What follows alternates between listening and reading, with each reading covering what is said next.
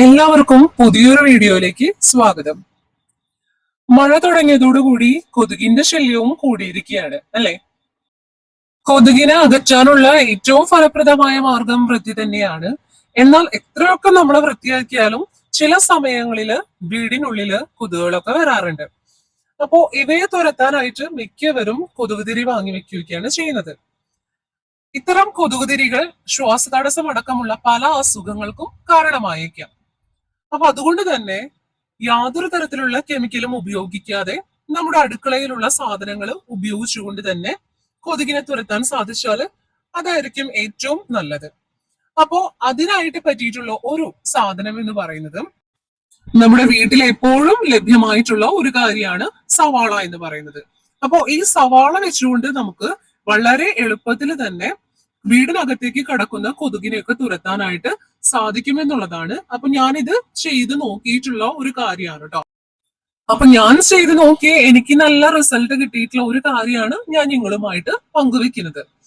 അപ്പൊ ഒരു സവാള നമുക്ക് ഇതിന് മതിയാകും. ഒരു ചെറിയൊരു സവാള തന്നെയാണ് ഞാൻ ഇതിനു വേണ്ടിയിട്ട് എടുത്തിരിക്കുന്നത്. ഈ സവാളയുടെ പുറമേ ഉള്ള തൊലി കളഞ്ഞിട്ടാണ് ഞാൻ ഇവിടെ ഇത് എടുത്തിരിക്കുന്നത്.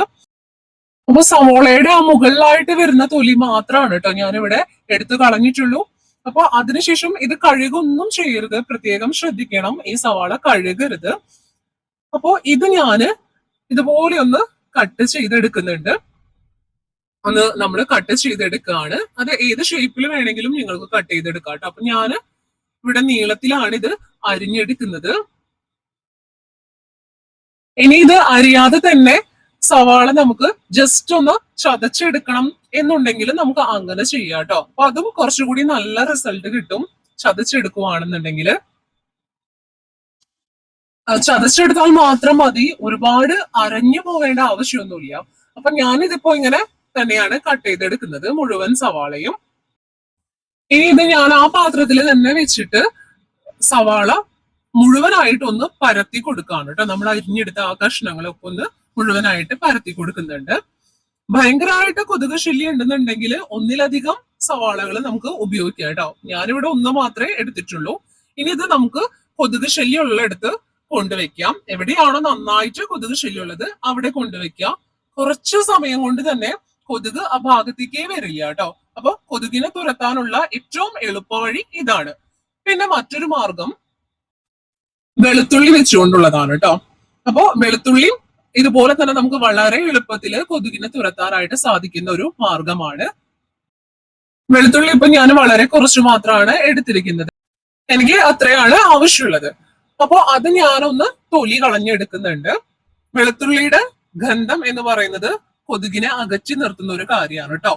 വെളുത്തുള്ളിയുടെ മണം എന്ന് പറയുന്നത് കൊതുകുകൾക്ക് തീരെ ഇഷ്ടമില്ലാത്തതാണ്.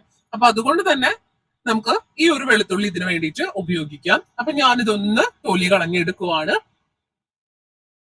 ഈ വെളുത്തുള്ളി വെച്ചിട്ട് തന്നെ നമുക്കത് രണ്ട് രീതിയിൽ ചെയ്യാനായിട്ട് പറ്റും കേട്ടോ, കൊതുകിനെ തുരത്താൻ വേണ്ടിയിട്ട്. അപ്പൊ ഇതാ ഇത് എടുത്തിട്ട് ഞാന് നന്നായിട്ടൊന്ന് ചതച്ചെടുക്കാണ് കേട്ടോ. അപ്പൊ നല്ല രീതിയിലൊന്ന്, അതായത് അരഞ്ഞു വരുന്ന തരത്തിൽ, അതായത് വെളുത്തുള്ളിയുടെ നീരൊക്കെ നന്നായിട്ട് പോരുന്ന തരത്തിൽ ഞാനിതൊന്ന് ചതച്ചെടുക്കുന്നുണ്ട്. എന്നിട്ട് നമ്മൾ അതൊരു പാത്രത്തിലേക്ക് പകർത്തണം. അപ്പൊ നല്ല രീതിയിൽ തന്നെ അത് ചതഞ്ഞു വന്നിട്ടുണ്ട്. വെളുത്തുള്ളിയുടെ നല്ല മണം വരുന്നുണ്ട്. അപ്പൊ ആ ഒരു രീതിയിൽ വേണം കേട്ടോ ചതച്ചെടുക്കാൻ വേണ്ടിയിട്ട്. ഇനി നമുക്ക് ചെയ്യേണ്ടത് എന്താന്ന് വെച്ചാല് കുറച്ച് വെള്ളമാണ് വേണ്ടത്. അപ്പൊ ഇതാ ഞാന് കുറച്ച് വെള്ളം ഇതിലേക്ക് ഒഴിച്ചു കൊടുക്കാണ്.